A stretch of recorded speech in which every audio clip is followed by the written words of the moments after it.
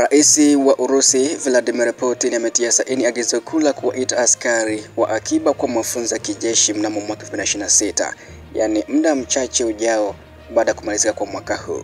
Na mara baada ya taarifa hii pia nitakupatia uchambuzi kuhusu hichi ambacho Urusi pia bado imeonyesha kukifanya, hasa kufanya ongezeko la wanajeshi hasa katika muda huu ambako Urusi inapigana vita dhidi ya Ukraine. Utasikia uchambuzi kiundani kabisa kuhusu kwa nini Urusi imeanza pia kujenga jeshi upya kuelekea mwaka ujao, na utapata pia uchambuzi wa kijeshi kuwa hii inamaanisha nini kwa jeshi la Urusi. Pia utasikia sababu zingine kadha wa kadha ambazo zimelenga kufunua sababu za Urusi kufanya hivi.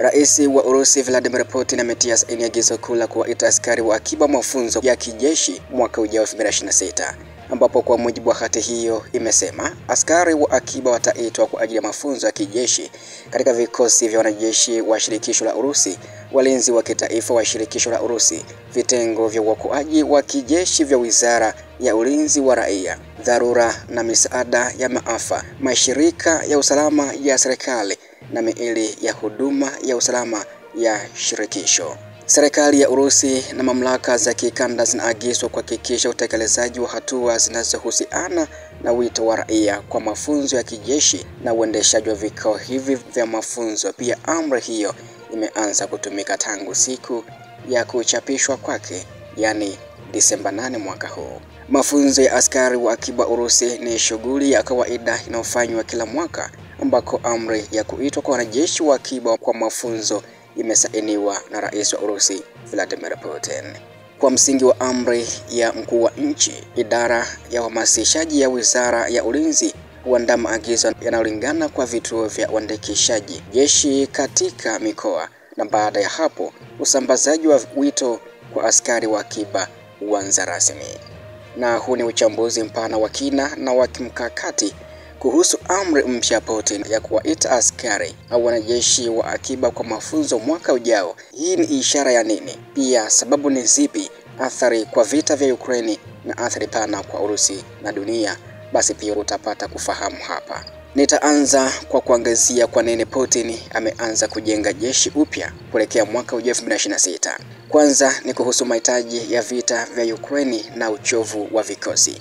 Ingawa Urusi bado ina askari wengi, vita vya Ukraine pia vimepelekea kufanya hivyo au kusababisha pia uchovu mkubwa kwa askari waliopo mstari wa mbele wa kivita, kupungua kwa wanajeshi wenye uzoefu, mahitaji makubwa ya uimarishaji wa vikosi, hitaji la mizunguko mipya ya askari bila kutegemea mobilization au hamasishaji mwingine wa lazima. Kuitisha mafunzo ya akiba mwaka 2026 inaashiria kwamba Urusi inataka kujenga safu ya pili ya jeshi ambayo itatumika kama akiba vita, kuongeza vikosi vilivyo mstari wa mbele, kushikilia maeneo mapya kama Urusi itaendelea kusonga huko Ukraine. Pia kingine ni kujiandaa kwa mapambano marefu.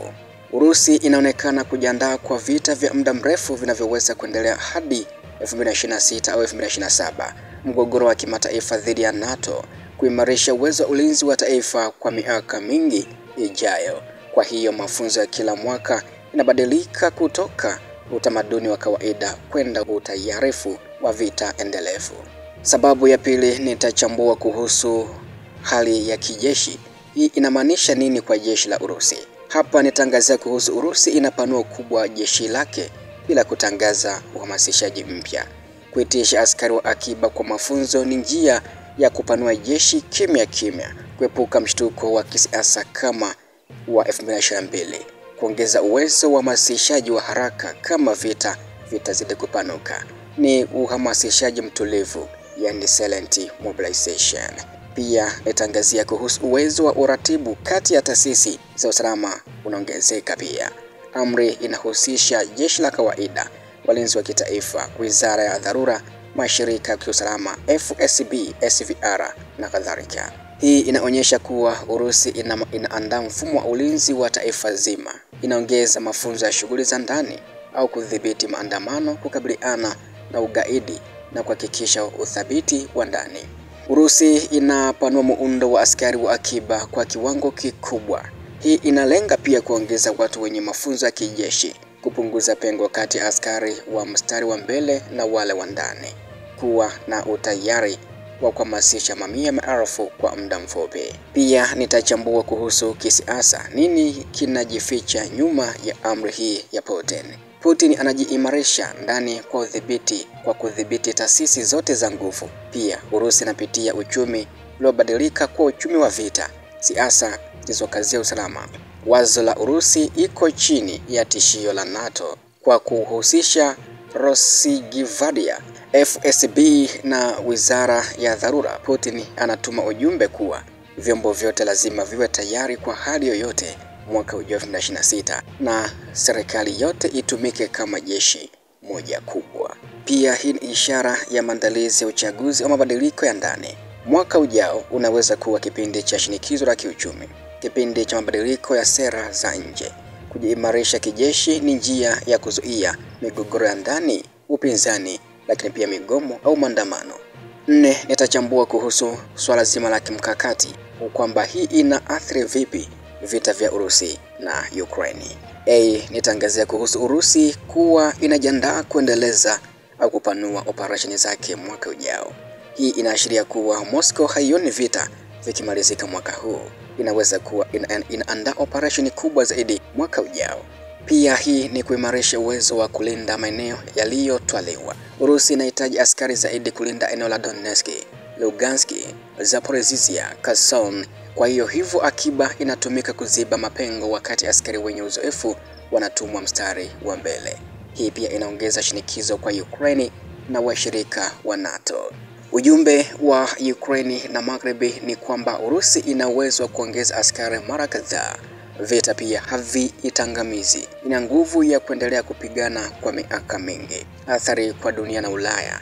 Hapa nitaangazia kuhusu Ulaya kuwa itachukua hatua kubwa za kijeshi, ambako hatua ya Urusi inaenda sambamba na Ulaya kuongeza bajeti za ulinzi, NATO kuimarisha uwepo wa vikosi mashariki mwa Ulaya, Ujerumani na Poland kuongeza jeshi, hasa Baltiki, Estonia, Latvia, Lithuania kuongeza akiba yao.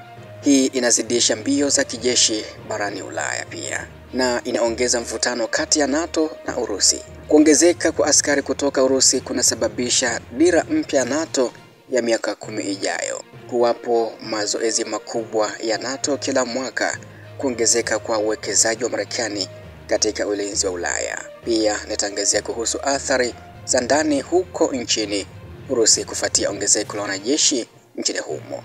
Ni pia kuhusu uchumi wa vita unazidi kuimarika. Kiwanda cha silaha kinaendelea kupanuka. Hivyo hii pia ni kama sababu ya kuongeza majeshi, na pia ajira katika sekta ya ulinzi zinaongezeka. Serikali inahamisha mapato zaidi kwenda kwenye jeshi.